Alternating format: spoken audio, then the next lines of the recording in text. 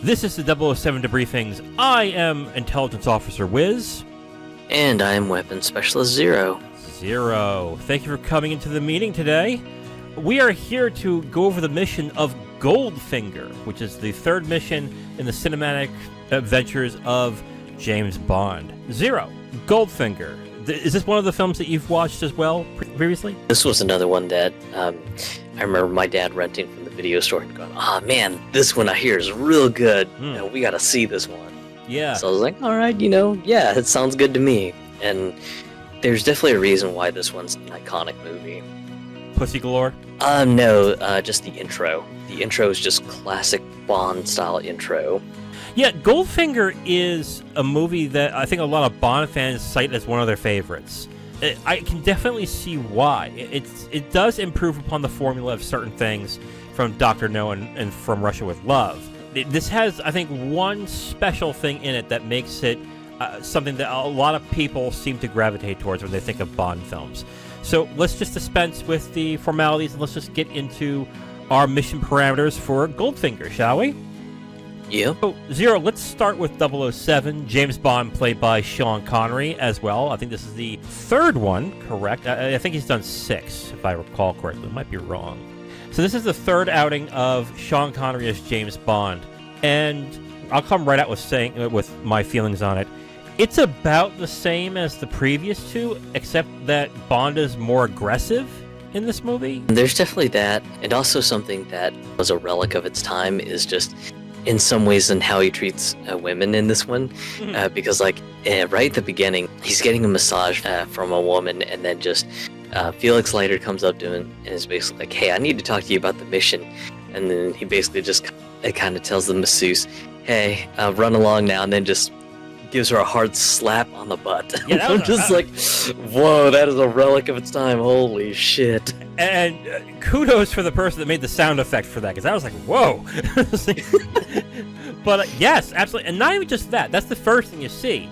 But when he seduces the first woman in the movie is also fairly aggressive. And how he is with Pussy Galore is also very aggressive as well. That's what I mean by the fact that I think this is Bond, but with much more aggression in this movie.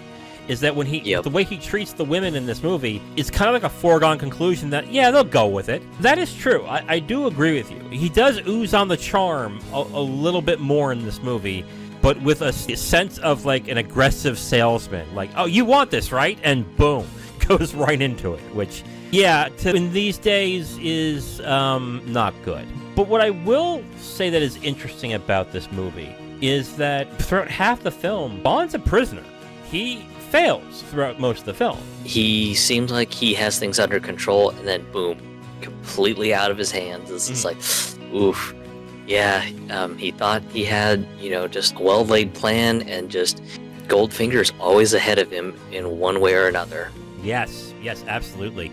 And it does show Bond as a cool and calm person when he is being subjugated, except in one scene, which is the infamous scene where he's tied up on a board as a laser heading up to his nether regions. It's like the only time where he kind of loses his cool, which is kind of funny in a certain sense, because when he's about to die, he's fine. But if his junk is going to get damaged, oh boy, we can't have that now, can we? Well, I mean, that trope actually returns in GoldenEye as well, too. Yes. Because at one point he gets threatened with being shot in the junk, and it's just like, oh god, here's the info you need to know. It really just shows what's most important to Bond. But what I will say about Connery's performance as Bond is, it's good. I think his performance in From Russia with Love is better, but honestly, I think it's more to do with the actual plot of the movie, where he's basically a prisoner for most of it. And it really shows as Bond and his cleverness and his intelligence trying to contact Felix throughout the entire film when he is being captured. which ends up not usually working very well. As far as Connery goes, I mean, he's just fine. Nothing makes him shine a little bit more, but nothing makes him shine a little bit less in his role as Bond in this movie. So I'd say it's just kind of more of what made Bond what people wanted out of him. So it's not a bad or good thing that, you know, it's kind of dead in the middle. It's just kind of playing it safe on what the audience wants. Yeah, they definitely focused on his, what I call his feral masculinity and attractiveness. It's basically, I think you said in the first or second movie that we reviewed, is he's a man's man. I guess it's the trope of men want to be him and women want kind of thing that he has in this movie, which he embodies, sure, but I think nowadays, if they were to make a character like this, he would be in a much different light. Why don't we move on to the villains? So there is one main villain and a henchman, but unlike From Russia with Love, I think they've got the villains very well done on this one. I think the villain, or Goldfinger, who is played by Gert Frobe, is a great villain in this movie. Excellent villain. First off, since he is the main villain, he is in from the first scene on. You are introduced to him. He is the principal bad guy throughout the entire film. For God's sake, he's the title of the film too. So let's hope so. In this movie, and you mentioned this in the 007 section, he one-ups Bond numerous times throughout the film, which makes him an incredibly compelling villain. Not only from his intelligence aspect, but also the resources he has. He is a very dangerous villain, but he's also charismatic in that way where you want to see what he will do next. I think he is a really good villain. Oh yeah, Goldfinger was probably one of the more iconic villains in some of the early Bond movies, in my opinion, and it's mostly due to his cleverness, just how he's such an insanely meticulous planner. Just everything has to be planned out like clockwork for him. Just his gold smuggling operations to just every little detail, he's got it all just sort of mapped out that everything should run perfectly as long as nothing deviates from the plan. And for the most part, he gets what he wants. It isn't until Bond intentionally pisses him off, cheating him out every once in a while, that starts to really get under Goldfinger's skin, where he's just like, okay, I've had enough of your bullshit.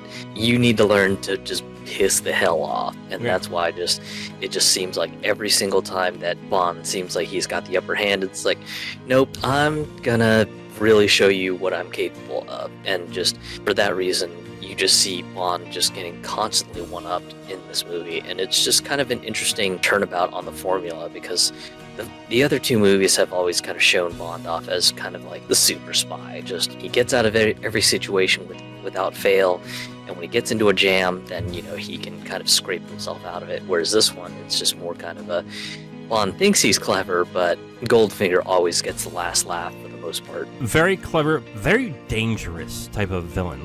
The first thing that you see about how dangerous he is how he kills the first person that Bond sleeps with, which is the infamous skin suffocation through gold paint scene in this movie, which I had to look up, is this possible? And apparently, no, this is an urban legend. You can't die from skin suffocation. It's an interesting scene, sure, but it does represent really how dangerous Goldfinger is and what he is willing to do to get his way, which is another thing that I think the other two villains just did not do. Dr. No, you barely saw, and he's just a background character, and Klebb is the person that just executes the plan, and it's Red Grant who is the person that's doing all the work, even though he's not the main villain. Goldfinger is a type of villain where it is clear why he is so dangerous, and he gets more and more dangerous as the movie goes by what he does to Bond and what his actual plan is, which again is an interesting plan. Let me put it this way, okay? It's easy to make out Bond films as Bond finds a villain, he lays a girl, and he wins. And that's the movie. That's like 25 movies, great formula, it works. It wasn't until I watched this film and started remembering, I was like, oh, wait a minute. That's not really what happens in some of these Bond films. Bond gets in trouble. Bond fucks up. Bond does some mistakes. And this is a clear reminder, and when it does happen, it makes the villains much more engaging and fascinating. I think that way with Goldfinger, absolutely. I think he's the best villain so far. As I said in the beginning, Goldfinger for me is one of the iconic early Bond movies for me. Mostly because of just, for one part, it's the intro, and then the second part is just Goldfinger himself. He's a very, very clever and cunning villain. Yeah. And there's definitely a reason he's still memorable to me even after so many years. So let's get into his henchman, which is Oddjob, played by Harold Sakata. Is that his real name? I was looking it up, and there's 2 names, but... Yeah, his traditional Japanese name was Toshiyuki. Okay. But he went by Harold kind of as sort of something that's much more easier to pronounce. Okay, so Oddjob. You have strong feelings about Oddjob, so go right ahead. Oddjob was just a very, very interesting villain, just barely says anything. I mean, the most you get out of him are like a couple grunts in here and there.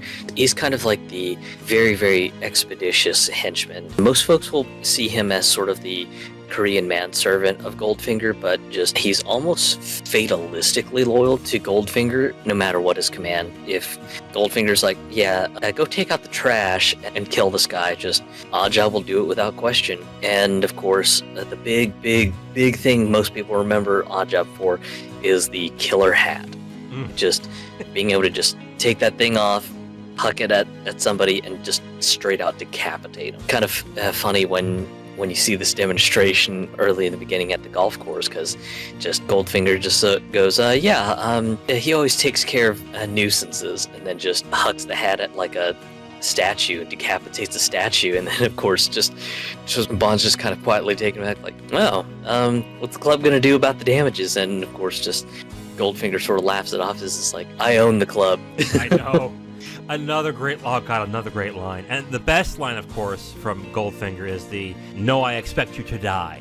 It is, God, such a great line. Kind of feels unfair to rate him against Goldfinger, but I guess I'm going to have to do it anyway. He is interesting. You're right. He's more of a silent villain. The most I think he does emotionally is do a shit-eating grin when Bond tries to, like, beat him up, and he just smiles at him like, yeah, that ain't gonna fucking work, dude. Oddjob is kind of a weird one, because on the one hand, I do agree with you. Like, he's interesting in certain aspects. But on the other hand, he's the beginning of an element of Bond films I really do not like, which is the superhuman qualities of these villains at times. Like, there are certain movies, like The World Is Not Enough and a bunch of others, where the villains or henchmen are so unrealistic. It just really breaks the mood and breaks the feel of the film. This is fine, I guess, because he's only used so much in the movie. On the other hand, I kind of like when Bond is a little bit grounded, but a little bit fantastic. But the fantastic elements are more like the stunts and the action sequences. Not that somebody has superhuman strength, and if you try and hit them with a steel pipe, it bends. Like, no, I'm not here for that. Like, I'm here for the spycraft and the action. I know some people like Oddjob. I know you like Oddjob. He's something that just represents something in the Bond films I just don't like. It's like the one element of Bond films that I seriously have a problem with at times. So that's just my take on it. And I can definitely see where you're coming from with the weirdly hyper-specialized superhuman henchman being a bit of a turnoff and everything. Because I think in, like, Tomorrow Never Dies, you've got, like, one of the henchmen who's, like, the supreme torturer and everything, and he's just like, I can keep people alive for 2 solid days by torturing their organs, and it's just like, oh god, really? We're going like cartoonish levels of silliness for the henchmen, really? Okay, whatever, it's a Bond movie. I'm just gonna turn that part of my brain off. Yeah, and I think it was either The World Is Not Enough or Die Another Day that had Robert Carlyle as, first off, the villain, which was a bad move. But secondly, his villain couldn't feel pain, so you can do all sorts of things to him and it wouldn't stop him, which I'm like, what the fuck, really? I thought that was incredibly lame as a villain. It's unfortunately a thing that Bond films do have and Bond stories have that I don't like. But I know some do like Oddjob very much. I know you do too, correct? It's not that, I think Oddjob's like a super awesome villain. It's just more that he's just kind of unique in that he just follows orders and he's pretty damn strong. But I think that was probably the director playing off the fact that Sakata was also a silver medalist weightlifter for the Olympics. So he's legitimately strong. I don't doubt that. Like, the guy looks stacked. Don't get me wrong. I think the hat element would have been interesting if there were blades on the hat. I just took it as he throws so hard he can just smash him through the specific impact. But then again, you look at what happened with the statue and you'd be like, nah, he clearly cut that thing in half. So I'm like, oh, okay. Well, The hat has an iron ring on it, Okay. because there are some scenes where when the hat's on the ground, you see an actual iron ring in the brim of the hat and everything. Okay. You liked Odd Job. We both love Goldfinger, correct? Oh yeah. Okay. All right. Bond Girl, Pussy Galore, played by Honor Blackman. Oh my God. First off, it's interesting that both the character and the actress has very unique names. So there's that. But getting to the character, Pussy Galore is interesting outside of the name. And the fact that she's a villain... Another thing I completely forgot about in this movie is that when you meet Pussy Galore, she actually works for Goldfinger and is kind of a mercenary. Like a really cold and calculated mercenary in this movie, which I thought was incredibly unique. She's nowhere near Honey Rider. Unfortunately, she doesn't come up until halfway through the film, but she's definitely not a Honey Rider. Because she's not in most of the film, I don't think she's as good as Tanya, but I still like her as a character. The only thing that I have a problem with is the end, but we'll get into that, I guess. Pussy Galore is interesting, especially since this is one of the more blatant double entendre names for the Bond girls. This is just like right in your face. I mean, there is no playing and dancing around. It is just punch right to the face. Hey, did you know this is a double entendre? It's just like, God damn it, guys. Yeah. You have the humor of schoolboys. God damn it.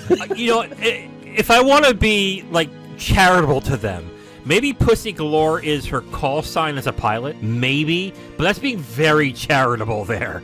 Because I can't imagine this poor woman being in flight school and being like, Sergeant Johnson, yes, sir! Pussy Galore? Yes, sir. The poor girl. Just like, oh no. It was kind of funny reading some trivia on it, on her name and everything, because apparently when Miss Blackman was doing media interviews promoting the movie and everything, apparently she loved to just drop the name Pussy Galore like crazy just to embarrass the shit out of the interviewers. So that's a girl with a sense of humor. I like that. Yeah. That's good. I was like, oh my god, yeah, that's awesome that she totally had a sense of humor about it. I found her very enjoyable. I like the dynamic of the Bond girl being competition for Bond, or someone who can one-on-one Bond and survive, or basically best him in certain aspects, which Pussy Galore does in this movie. She's actually skilled in judo, and it's just kind of funny just in one of the scenes where she's just throwing Bond around like a rag doll. I'm just like, holy shit, that's right. I forgot that Pussy Galore is a skilled judo practitioner. Holy shit. Yeah, and they're doing that while, quote-unquote, rolling in the hay, if you know what I mean. Yep. You know what I mean? Yeah. Double entendres aplenty in this movie. Good lord.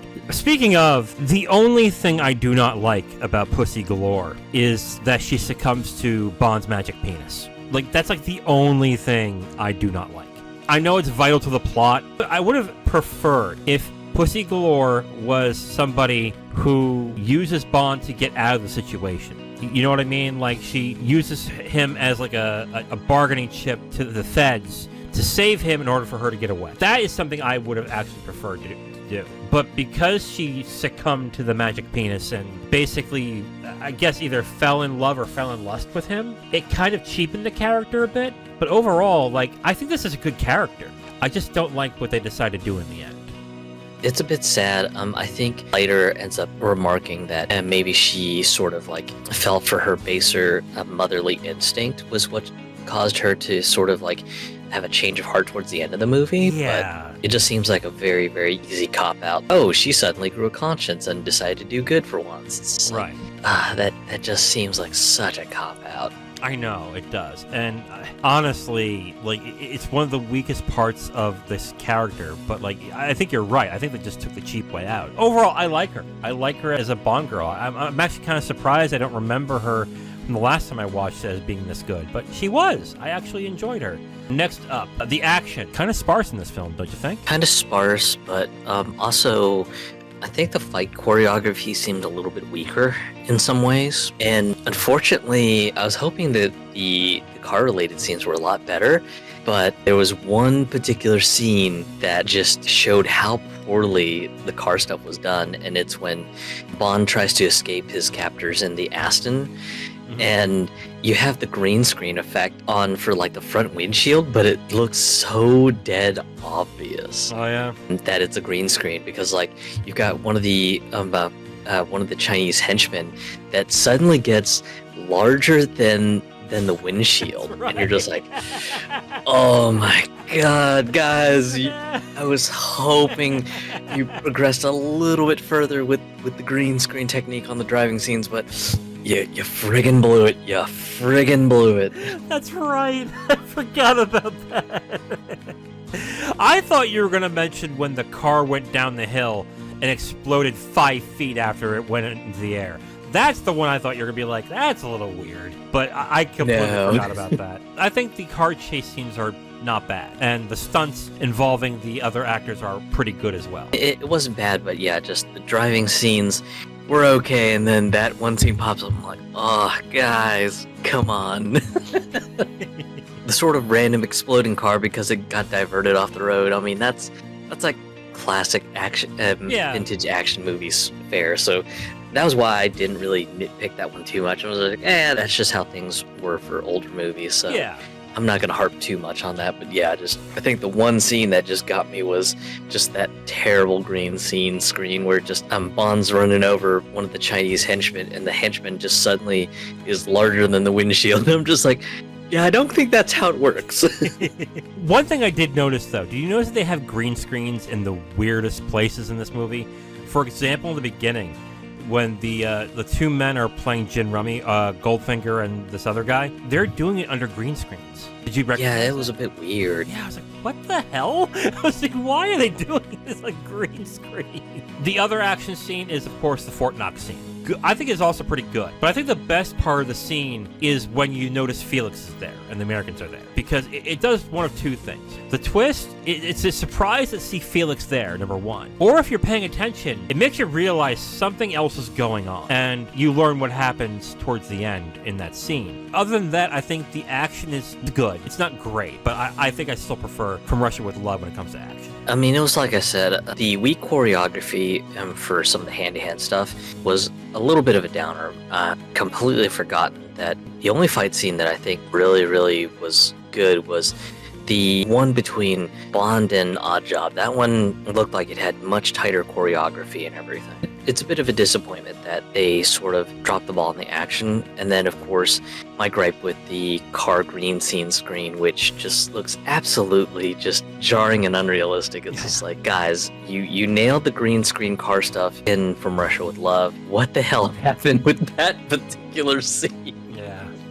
So I mean, it's not to say that it's like a complete downer, but it is a bit of a step down from where Russia with Love is. I agree with you. I think the action in From Russia with Love is a lot better than in Goldfinger, but Russia with Love actually had really good action. So, next one, Spycraft. We may fight on this one, just to give you a heads up, but I think this is the best use of Spycraft in the series thus far. I think this is hands down better than Dr. No in this aspect. They start with Spy Scene, where he is infiltrating a base and doing sabotage. Bond's failure in the middle of the movie is also another example because he used obfuscation and covert ops to communicate outside the bubble of which he is in. Another use of spy tactics. And then all the Q gadgets from this one, the tracker, and then the introduction of the Bond car in this movie is also another thing in this when it comes to Spycraft. And on top of that, the Spycraft is also practical. Something I really liked in From Russia with Love is that it's much more practical than it would later become as time goes on. I think the Spycraft in this movie is excellent. The Spycraft I felt was pretty good, even if Bond was kind of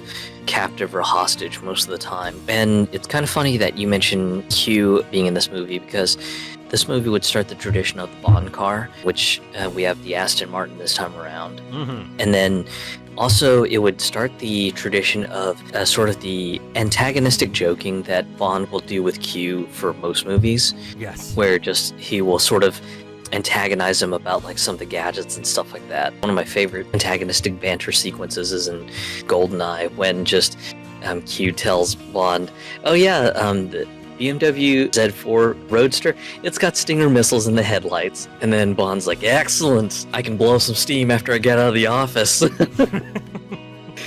I was just like, okay, yeah, just kind of like this sort of back and forth that they've got going on. So just to remember that this movie was the start of it. I was like, all right, that's where you get the little jokes where just Bond will say, hey, I can use this thing in a totally not work-related reason, and Q having to admonish him going, hey, I get that these are fun toys, but don't break the damn law. I think he was more saying along the lines of, I have to clean up after you when you're done. I think that's what he's probably saying. Yep, because he has the usual line of, please bring back the equipment in pristine condition, and then just Bond's just like, well, I'll try, but don't expect much out of me. Yeah. What did you think of the Aston Martin DB5, by the way? I'm not a gearhead like you, so what were your thoughts? The DB5 is a classic. It's a very analog experience. I've never had the opportunity to drive one, but I've seen it in person at some vintage car meetings, and in movies and pictures, it just doesn't do the car justice until you see it in person. When you see it in person, it just is classic British style. There's really nothing else you can say about it. Just got real wood on a bunch of the trim pieces that just gives it sort of like an air of just a real old school car. You've got just the wonderfully simple analog gauges and everything. So just, if you're into classic British cars, it's hard not to really just look at this one real hard and just go, that's a beautiful piece of machinery. Yeah, I am not a gearhead. I am not a car guy. I think we've talked about this numerous times.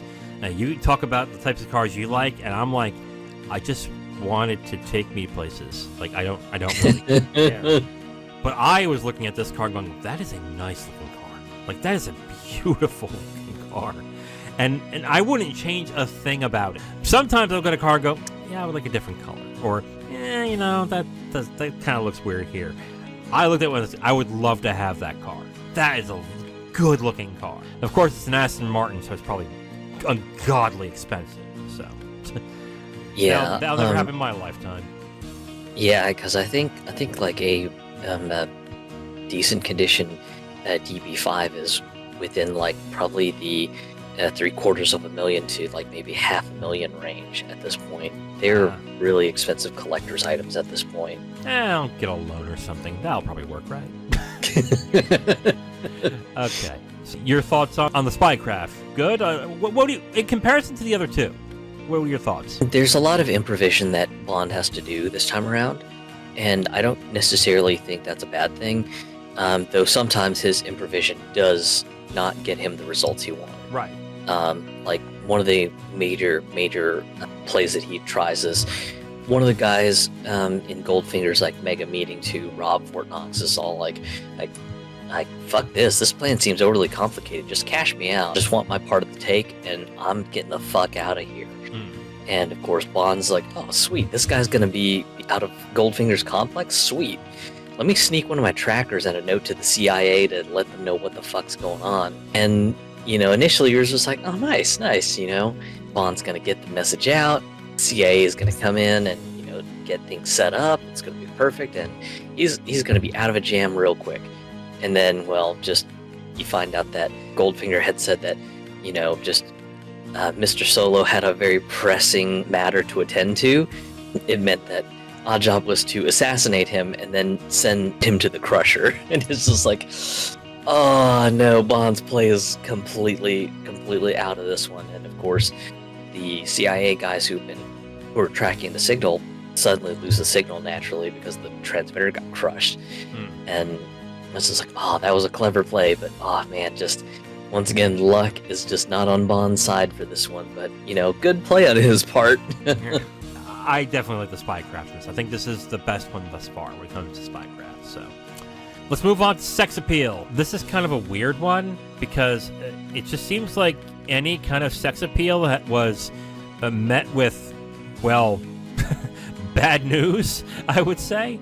I mean, if you really think about it, any person that had any kind of sexual relations with Bond in this film ends up really hurt or dead, with the exception of Pussy Galore. But then she almost dies. So, I guess in the sense that Bond is kind of like a slasher film. Like, you have sex and you're going to end up dead, essentially.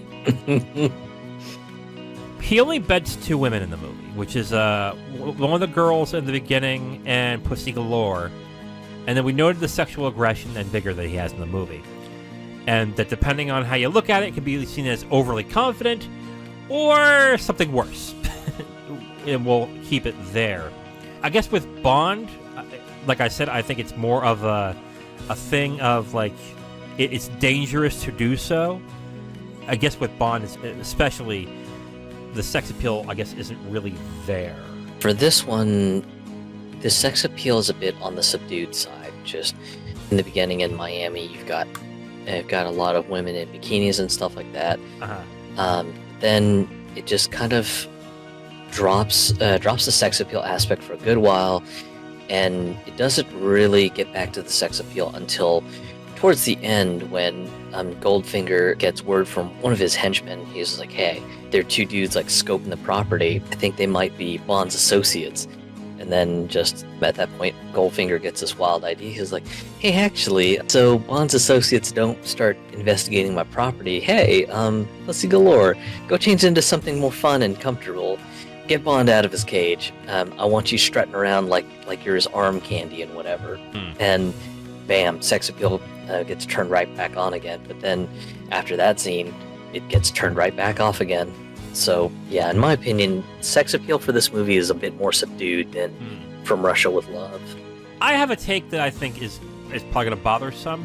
I don't like what they did with Pussy Galore in that scene. I understand exactly what they were going for and why, but what made Pussy Galore for me sexy is that subversion. But she is obviously a double entendre, and she is incredibly attractive in this movie. However, she was incredibly attractive just like Tanya was in the other movie, where she didn't show off her body, but she was sexy because she looked good and she was confident. And with Pussy Galore specifically, she was confident and deadly, and that itself is very sexy. When they then tarted her up and made her wear revealing clothing and showed off her curves a lot more, I was like, why do you need to do that? I get why for the plot, but like, couldn't they come up with something a little more clever than that? I think they made it a little too obvious, is my thing. I can definitely agree. It's just kind of one of those that, you know, they just sort of punch you right in the nose and go, hey, yeah, so she's sexy, right? Yeah, you know, Pussy Galore, tee-hee. Yeah. I was like, and you could say, yeah, Pussy Galore, sexy, right? Like, yeah, she was sexy at moment one. What are you fucking talking about? Like, she doesn't need to wear that shit. Like, she already was. Here's my... of course, this was made in the 60s, so I doubt this was ever going to happen this way. If anything, I would have liked to see Pussy Galore be the aggressor in that situation. Be the one that was like, okay, we're going to roll in the hay now, Bond. And it's like, oh, really, Pussy? I'm like, yes. And then throw him under the hay and then have at him. That I would have been like, okay. Like, to me, that would have worked very well, because then she was still in control, and she still was someone to be feared. The way they did it in this movie, she basically turned to butter in the end, and it was kind of disappointing in that. So the thing that I found sexy about her was kind of dispelled at that scene. I guess my thought on that.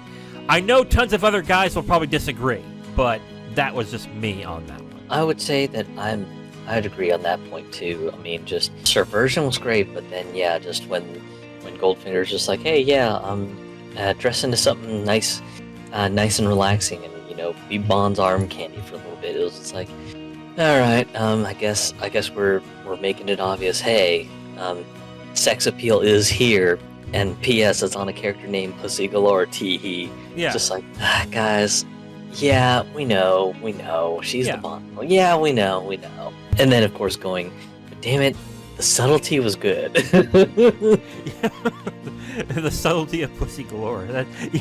You are right, though. The other thing that's interesting about this movie is all the women in this film are fully capable, are either intelligent or are dangerous in their own right. I mean, we can get to the first victim, who was the person that was helping Goldfinger cheat in his game. Then you have her sister who's trying to kill Goldfinger, who was trying to kill him. Like, there's that as well. And then you have Pussy Galore. 3 very capable, intelligent, and strong women. 2 of them die, and then the third one just turns into putty. It was like, to me, that was like, oh, that's kind of sucks. But, oh well. Like, I think with the sex appeal, they kind of try to go one way and then kind of pussied out towards the end. It's a fair opinion. Okay. And the final one, the theme song and opening credits. The song is Goldfinger. Lyrics by Anthony Newley and Leslie Borowski. Music by John Barry, performed by Shirley Bassey. This is a big step up from Russia with Love. Like, I didn't like the theme song to From Russia with Love, but I actually really like the opening credits. I like both from this movie. They did use the woman being superimposed into scenes, but I think it's a lot better done because it has scenes of the actors and characters in this, and it kind of also fits with how dangerous Goldfinger is. One of the reasons that I mentioned earlier in the podcast that the intro is iconic for me, and with good reason. Just, it's artfully done. It isn't like too overly showy, kind of like how From Russia with Love's was, but this one, I think, really started the tradition of just boldly designed Bond intros that aren't too overly busy in my mind. But I think that's why the Goldfinger intro just sticks out the most, and then the song is just fantastic. Yes, absolutely. I love the song and how and the horns and how the singer is. It's a really catchy tune as well. I really enjoyed the theme song. I think if we don't count Dr. No, this is probably the best one thus far. Because again, I don't like From Russia with Love. And looking back at the other movies I've seen, I think Diamonds Are Forever is really good. I think the one from Skyfall is really good. But like, this is one of the best by far. All right, Zero. So we're at the end. What are your concluding thoughts? Goldfinger is definitely one of the more iconic Bond films, in my opinion, of the entire history of the Bond movies and everything. I would say that if you want to see just one movie from the Sean Connery era, and if you had to just pick one, Goldfinger is easily the one I would recommend, just hands down. Really? It's iconic for a good reason. It's one of the rare films where just Bond just completely gets just beaten for most of the movie, and he's just kind of like all right, I'm just gonna have to take these shots to the chin and just kind of bide my time and figure a way out or something, I guess. Yeah. And of course, just the cleverness of Goldfinger is just one of the things that is something very rarely shown in some Bond films. I mean, sure, there are some clever Bond villains every now and again, but just Goldfinger is both clever and dangerous. That, he does show off every once in a while. Hey, Bond, I know what you're doing. Do not cross me. You have been warned. And of course, just Bond being the habitual line steppers is like, hey, I'll just keep stepping over the line. Let me see what happens. And then, of course, Bond going, shit, okay. I'm in a jam, and looks like all I can do is wait this out.